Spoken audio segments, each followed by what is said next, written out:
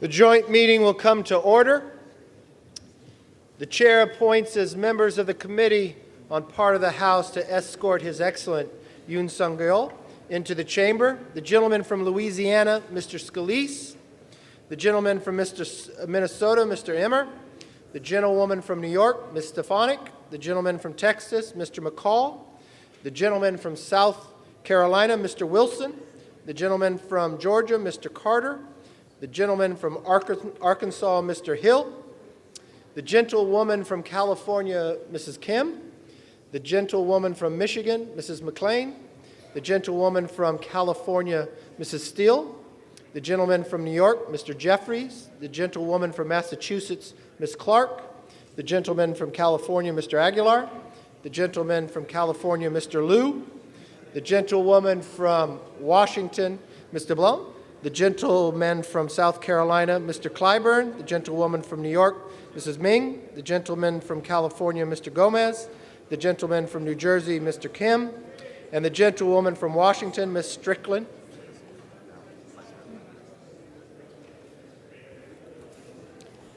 The President of the Senate, at the direction of that body, appoints the following senators as members of the Committee on the part of the United States Senate to escort His Excellency Yoon Yeol, President of the Republic of Korea, into the House chamber. The Senator from Illinois, Mr. Durbin. The Senator from Minnesota, Ms. Klobuchar. The Senator from Wisconsin, Ms. Baldwin. The Senator from Washington, Mrs. Murray. The Senator from New Jersey, Mr. Menendez. The Senator from Kentucky, Mr. McConnell. The Senator from South Dakota, Mr. Thune. The Senator from West Virginia, Mrs. Capito. The Senator from Iowa, Ms. Ernst. The Senator from Montana, Mr. Daines. The Senator from Idaho, Mr. Risch. The members of the escort committee will exit the chamber through the lobby doors.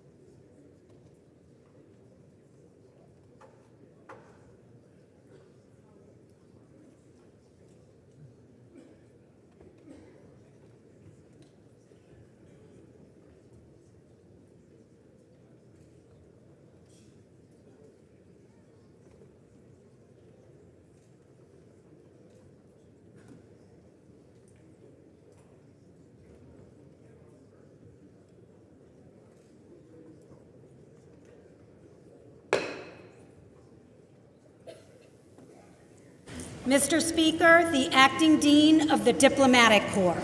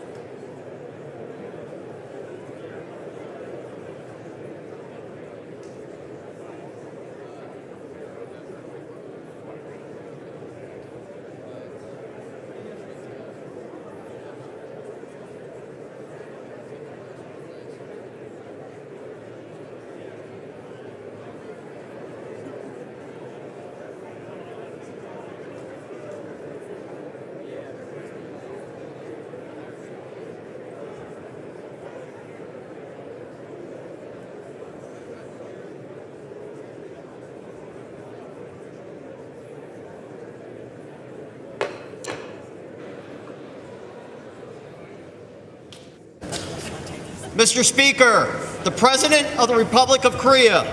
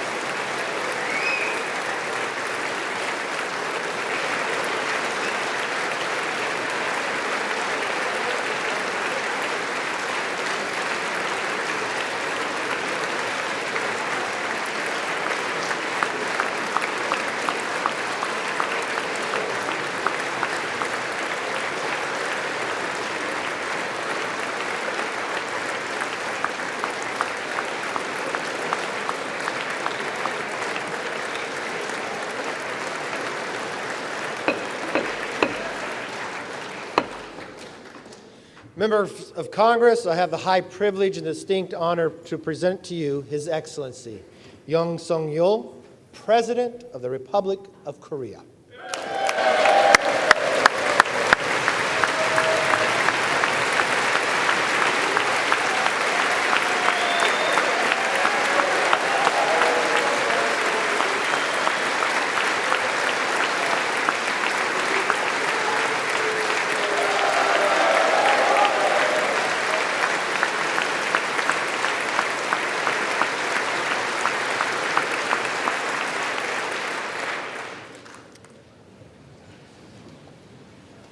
Mr. Speaker, Madam Vice President, honorable members of the United States Congress, distinguished guests, ladies and gentlemen, dear citizens of America, a new nation conceived in liberty and dedicated to the proposition that all men are created equal. I stand before that nation with a conviction of freedom, belief in the alliance, and the resolve to open a new future.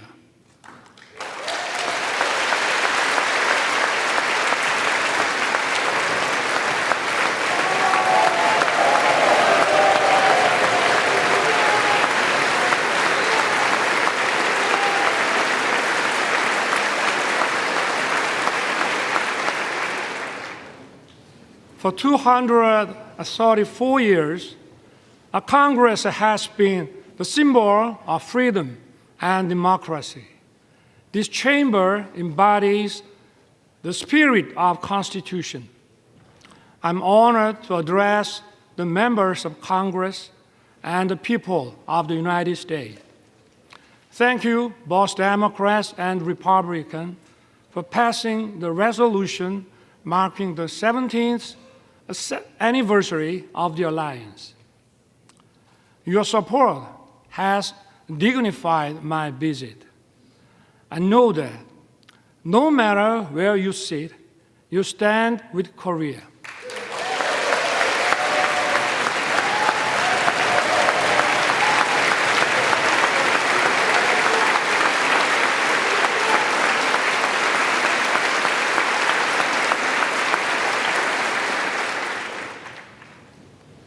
Over the past century, we have faced many threats, but the U.S. has always led the world in defense of freedom.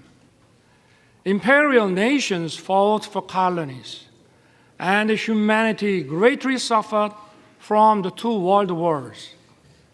America righteously stepped in to defend freedom, but it was not without cost.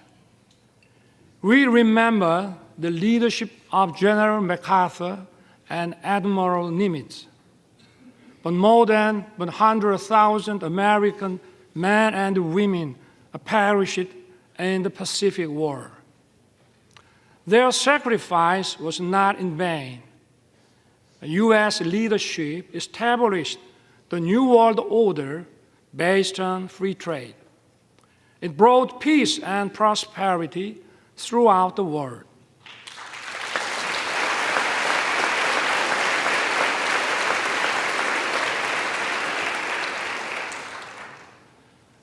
But prosperity was limited to free market economies where communist totalitarian nations did not participate. The world was divided into democratic and communist blocs. In 1950, the Korean Peninsula was on the front line. The Soviet Union helped to rearm North Korea. North Korea's surprise attack threatened the peace on the Korean Peninsula and Asia. Korea's freedom and democracy were on the brink. At that decisive moment, the U.S. did not look the other way. Korean and American soldiers stood shoulder to shoulder and fought bravely. Tales of our heroes were written. General MacArthur caught the enemy off guard with the landing of Incheon and turned the tides of the war. Operation Chromite was one of the greatest decisions ever made in the history of war. The U.S. 1st Marine Division miraculously broke through a wave of 120,000 Chinese troops at the Battle of Lake Changjin.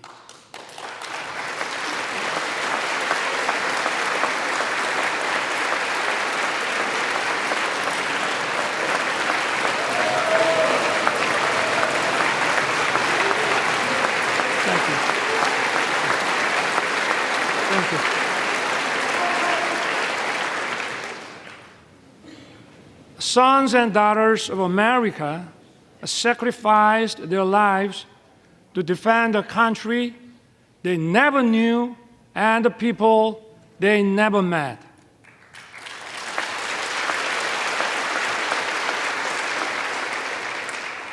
In the Battle of Lake Changjin alone, 4,500 American service members lost their lives. Over the course of the war, almost 37,000 U.S. soldiers fell.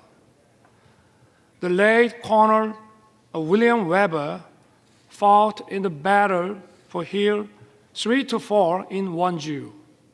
He lost his right arm and leg. Yet, this American hero dedicated his life to honoring the noble sacrifice made by the Korean War veterans. Today, we are honored to have his granddaughter, Ms. Jane Weber, with us. Ms. Weber, would you stand up, please?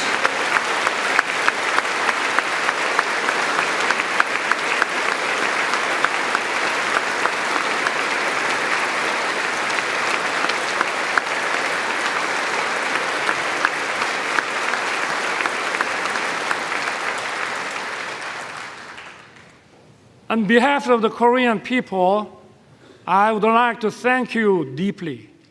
We salute his noble service and sacrifice. Thank you, Dane.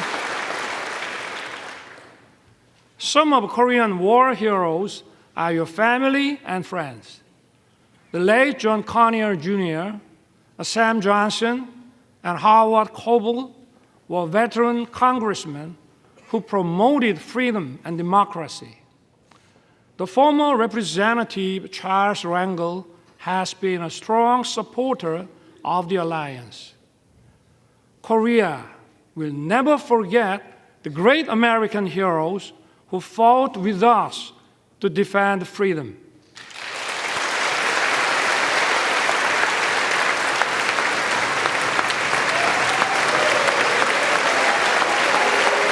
Thank you. Thank you.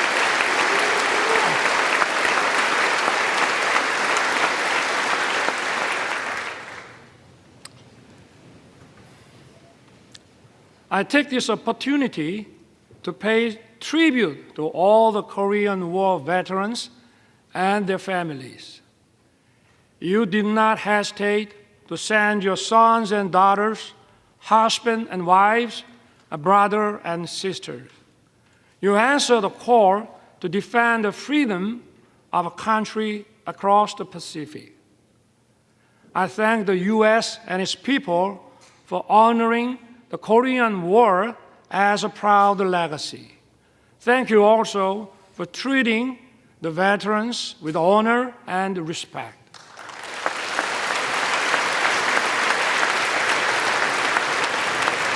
Thank you.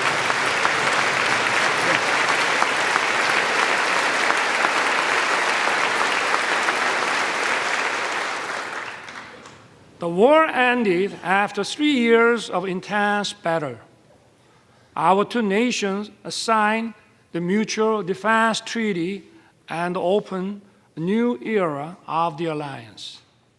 Ever since, the Korean people rose from the ruins of war to build a thriving nation. And at every step, America has stood together with Korea. We have many reasons to celebrate our platinum anniversary.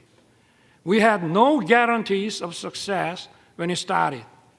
But today, our alliance is stronger than ever, more prosperous together, and more connected like no other. Indeed, it has been the linchpin safeguarding our freedom, peace, and prosperity.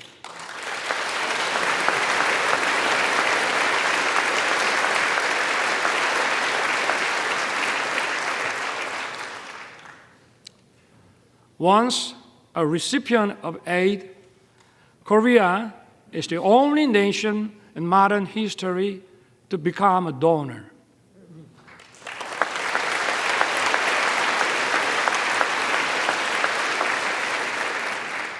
This itself demonstrates the success of our alliance. Let me talk about the history of our alliance. The ties of our cooperation and exchange span over 140 years since the establishment of diplomatic relations in 1882. In the late 19th century, American missionaries helped to widely introduce the values of freedom and solidarity to Korea. These values are the foundations of Korea's constitution. They have made a huge impact on our independence movement and the foundations of Korea. Horace Underwood, Hallie Appenzeller, Mary Scranton, and Rosetta Hall are some of the missionaries who set foot in Korea at the end of the 19th century. They built schools and hospitals. They promoted education of women. Their efforts laid the foundations for many Korean women to advance into society as educators, journalists, and doctors. In the early 1960s, the Kennedy administration recommended Professor Lowell's model for economic growth. President Park Chung-hee wisely embraced the idea and pushed economic development forward. It laid the foundation for Korea to become an industrialized country. Known as a miracle on the Han River, Korea's economic growth rate was unrivaled. Korea was one of the least developed countries after the war. Its annual income was just $67 per capita. Now, its economy ranks 10th in the world.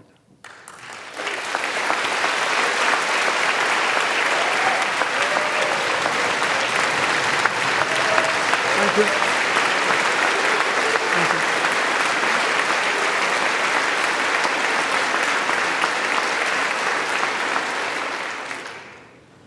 Seoul was once reduced to ashes. Now, it is one of the world's most vibrant digital cities. Busan was once flooded with war refugees. Now, it is the world's second largest port city in terms of transshipment volume. It is also bidding to host the World Expo 2030. Korea is winning the hearts of global citizens.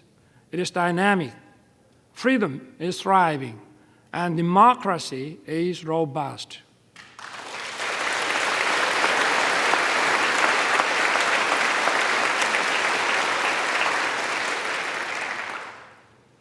Korea and the U.S.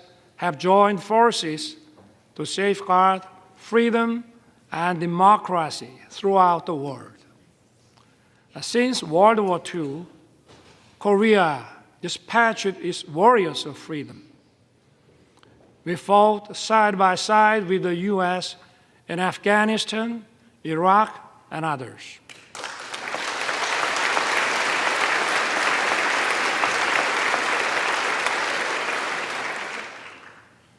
For over 70 years in the history of the alliance, we worked together in military and security sectors.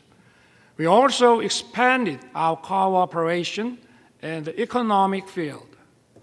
Our relationship has evolved from one of unilateral assistance to a partnership that is mutually beneficial. The Chorus FTA was approved with the full support of the U.S. Congress in 2011. Since then, our bilateral trade has increased by 68%. Korea's companies' investment in America has tripled. The U.S. companies' investment in Korea has nearly doubled. Korean companies are contributing to vitalize the U.S. economy. They are producing EV batteries, semiconductors, cars, and other products here in America. And more importantly, they are creating decent, well-paying jobs.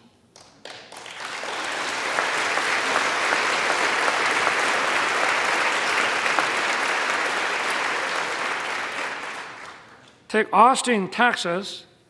Samsung's semiconductor plant has created nearly 10,000 jobs as of 2020.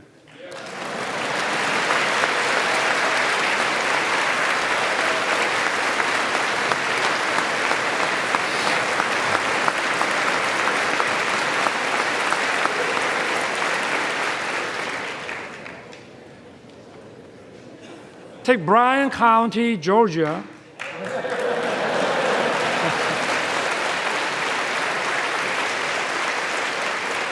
Hyundai's EV and battery plants is expected to be operational by late 2024. It will produce 300,000 electric vehicles every year. It will employ thousands of Americans.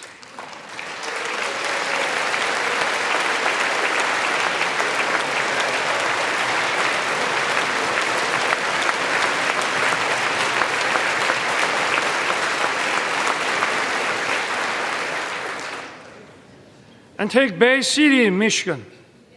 It is a home to SK Chiltern CSS, where President Biden visited. It is an example of Korean and American companies merging to achieve even greater growth.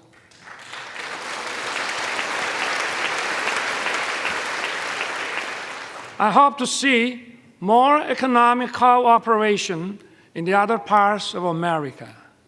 In this regard, I count on your keen interest and support.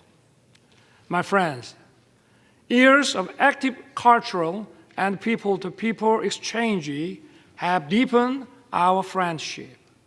This year also marks the 120th anniversary of Korean immigration to the U.S. Early Korean immigrants arrived as workers on the sugarcane plantation in Hawaii. Since then, Korean Americans have made their way into many parts of the American society. They have played an important role of fostering close friendship and writing the history of our alliance.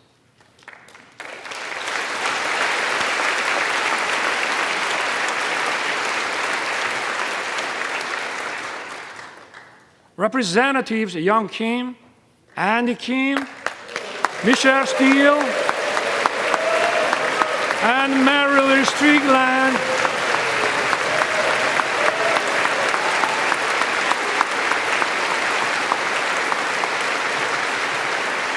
are here with us. They are a testament to the alliance spanning generations. That's true for each party. It is a relief that you are evenly praised across the aisle.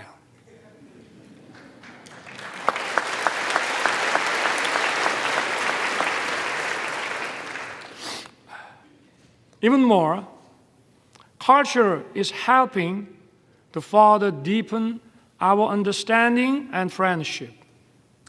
Nationality and language differences are no longer barriers. Korean movies, A Parasite and Minari, have won Oscars. Hallyu film Top Gun and The Avengers are loved by Koreans.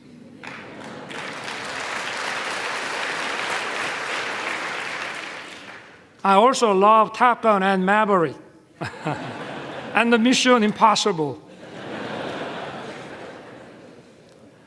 And even if you didn't know my name, you may know BTS and Blackpink.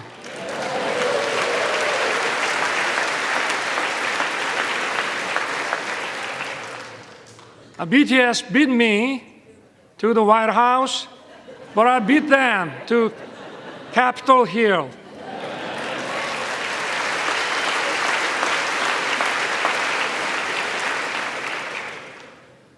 Korean and American singers are reaching high places in each other's music charts is no longer a surprise. The U.S. create global platforms like Netflix, Korea has produced a popular series such as Squid Game.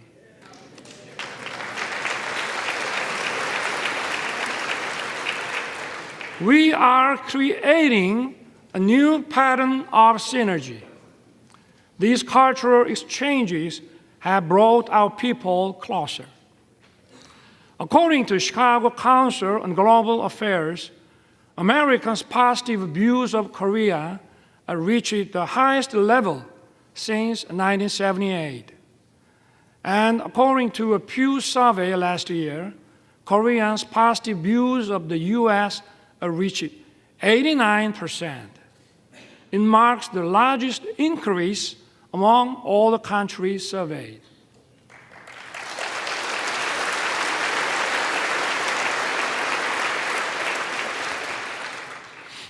Korea and the U.S. agreed to set up an assistance program for our students. It will help them to study and find jobs actively in each other's country.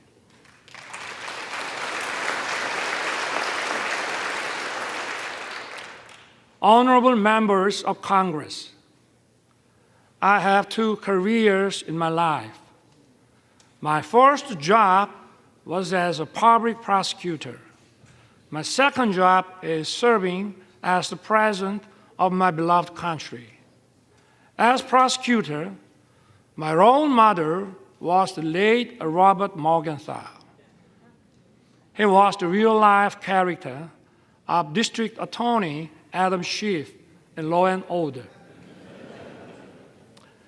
When I was the prosecutor general, I printed a book titled Robert Morgenthau, America's Eternal Attorney. I shared it with my junior prosecutors. In the preface, I included the phrase, an attorney who is silent in the face of great evil will not even stop pickpockets in the neighborhood. Today, our democracy is at risk. Democracy is a community's political decision-making system to protect freedom and human rights. Such decision-making must be based on truth and freely formed public opinion.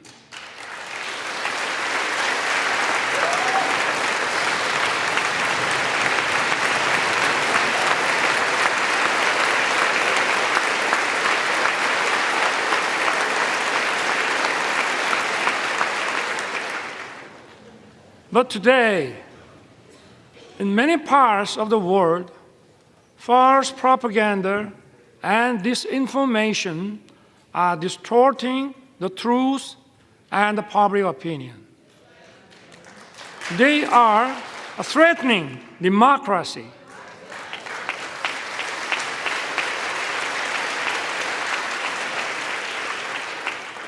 The rule of law allows the freedoms of everyone to coexist. It is upheld by parliamentary democracy.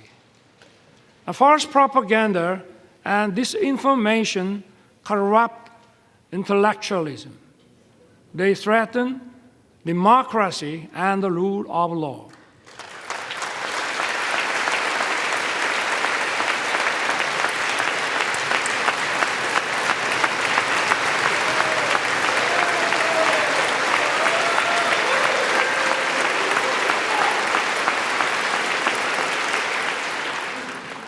Such totalitarian forces may conceal and disguise themselves as defenders of democracy or human rights.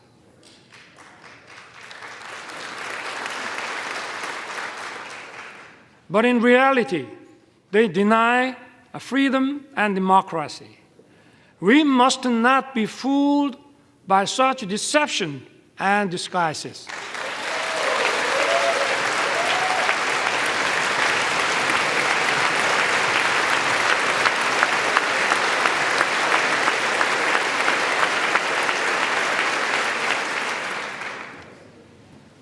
We have for so long protected democracy and the rule of law with our blood and sweat. We must work together and fight the forces of falsehood and deception that seek to destroy democracy and the rule of law.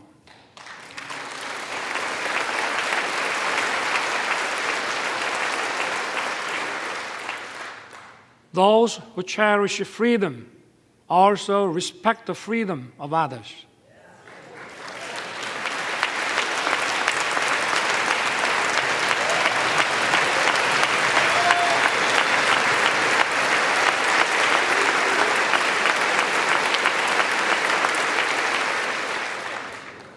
Thus, freedom brings peace.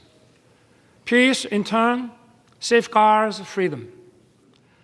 Freedom and peace are sources of creativity and innovation. They bring prosperity and abundance.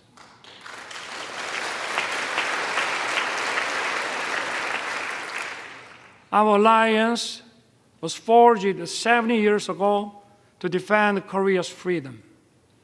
The alliance has now become a global alliance that safeguards freedom and peace around the world. Korea will fulfill the responsibilities. It will play its part that matches its economic capacity.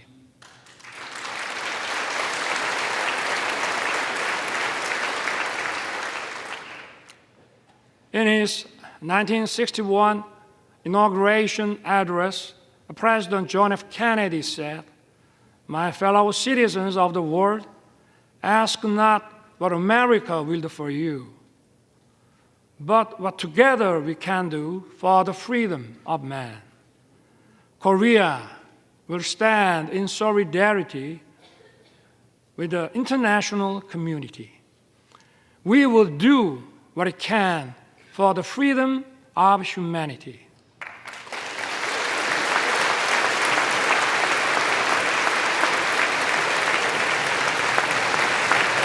Thank you. Thank you. Thank you. Thank you.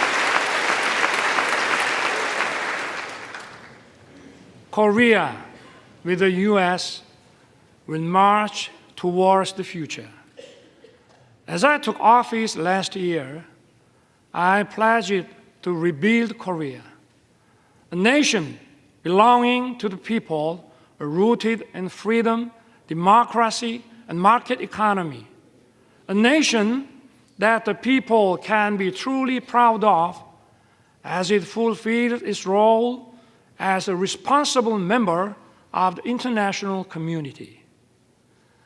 Together with the U.S., Korea will play the role as a compass for freedom. It will safeguard and broaden the freedom of citizens of the world.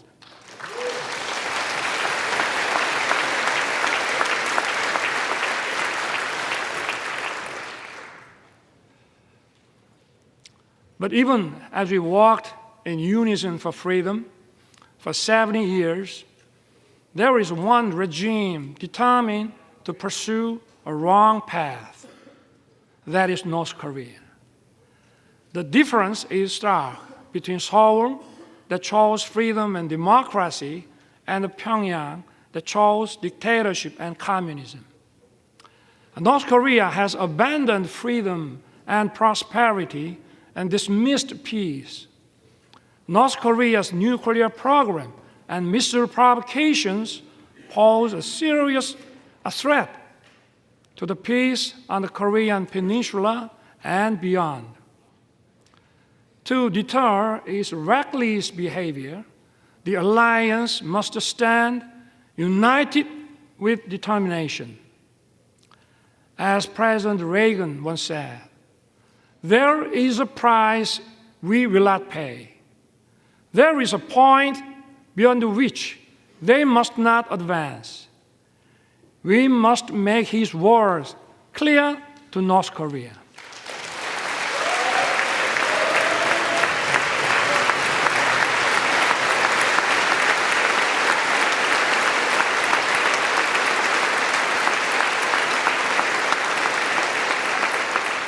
Thank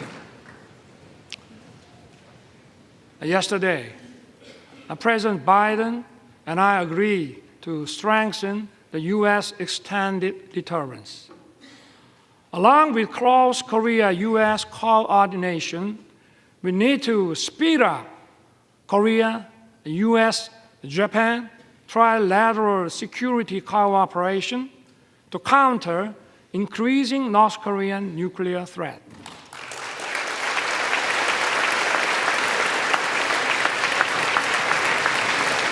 Thank you. Thank you.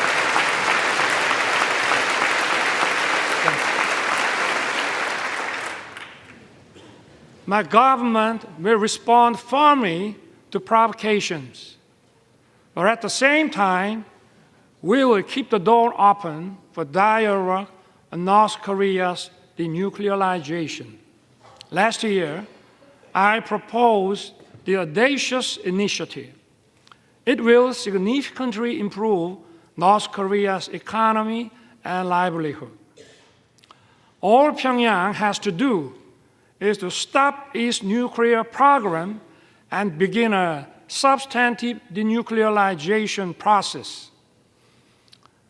I once again urge North Korea to cease its provocations and take the right path.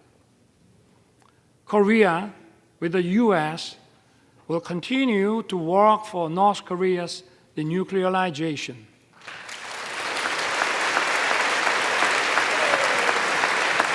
Thank you. Thank you. Thank you.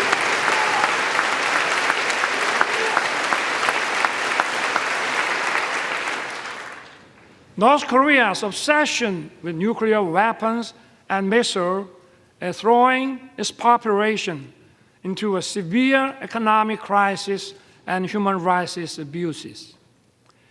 We must raise global awareness of dire human rights situation in North Korea. We must not shy away from our duty to promote freedom for North Koreans.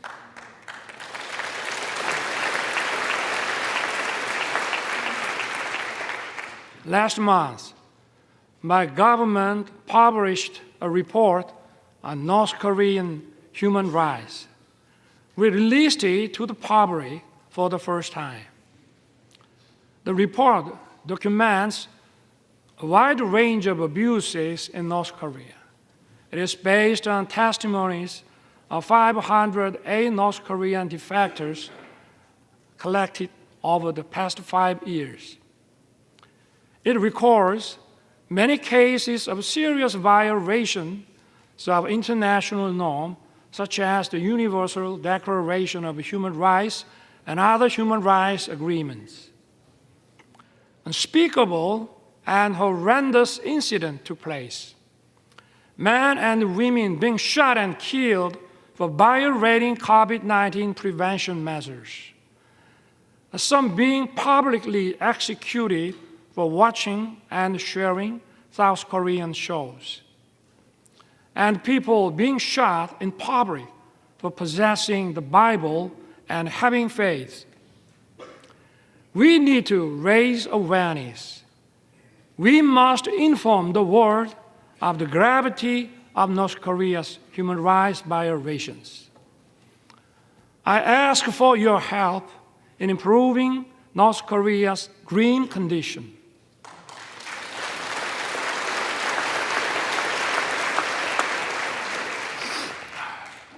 My friend, freedom and democracy are once again under threat. The war against Ukraine is a violation of international law.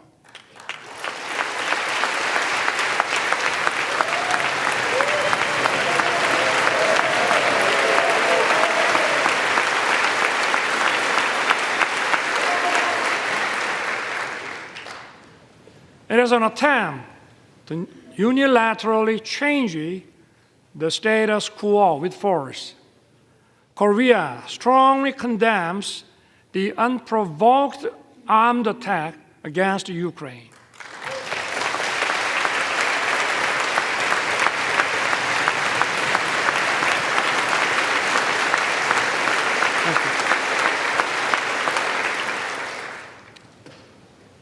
When North Korea invaded us in 1950, democracies came running to help us.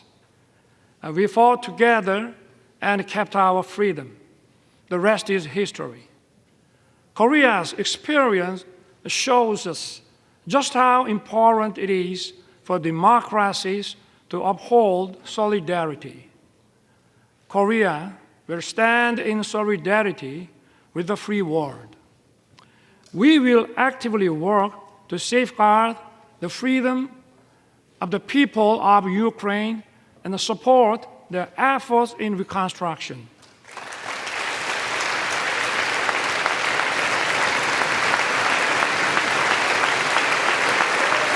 Thank you.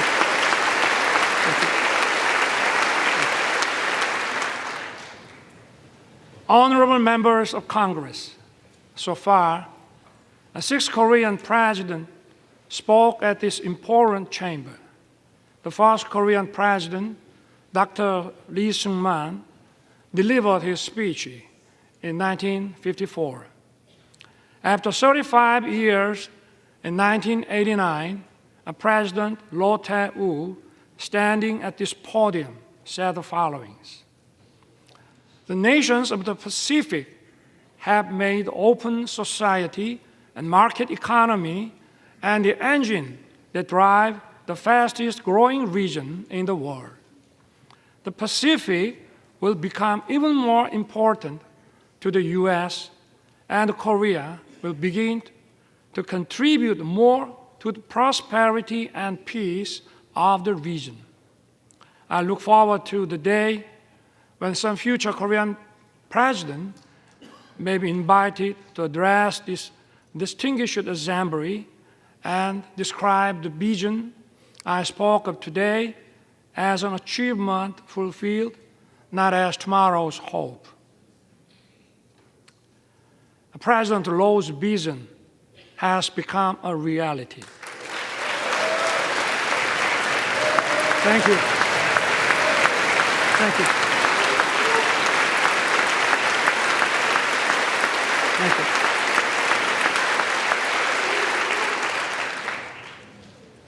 We are currently living in the Indo-Pacific era.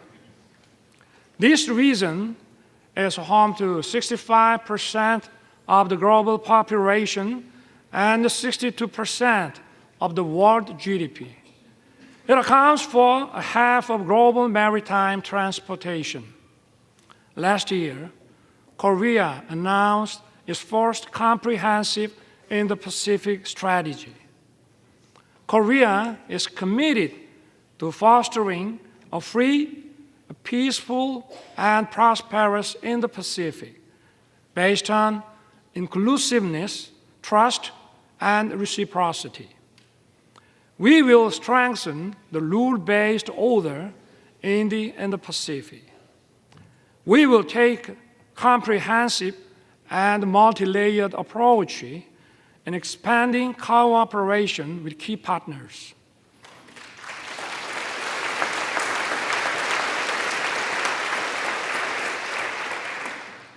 This also means that the stage for the alliance is expanding. Korea used to receive assistance from U.S. aid. It is now sharing its experience with developing countries in partnership with the U.S. Korea has greatly increased its ODA budget. It is providing tailored programs in tune with the needs of its partners. Yesterday, President Biden and I adopted a joint statement. It presents a vision of the alliance in action towards the future. Together, our two countries will broaden our alliance.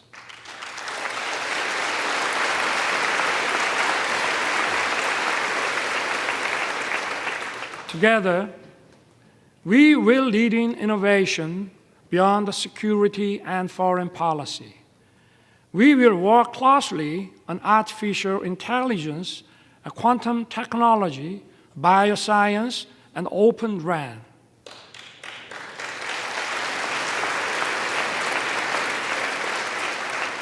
Our partnership in the cutting-edge semiconductor industry will contribute to establishing stable and resilient supply chains. It will also address economic uncertainties. Together, we will open another new successful chapter.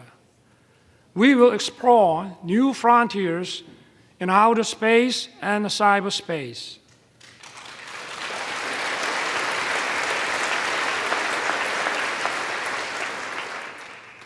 Korea and the US are the world's top technological powers leading innovation and creativity. Together, we will create a great synergy.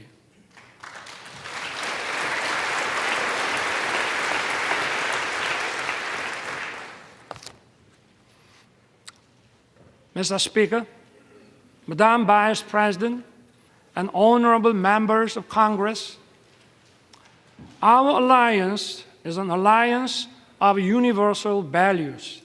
Freedom, human rights, and democracy are the very foundations of our bonds. Our alliance is for justice.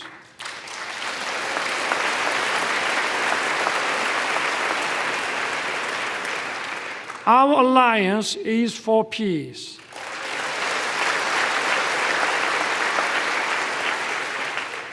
Our alliance is for prosperity.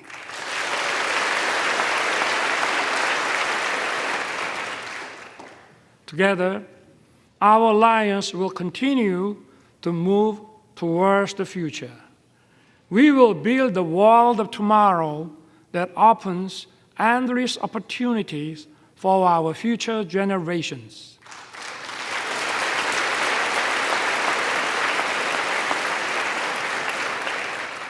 I look forward to everyone being on board for our new journey together.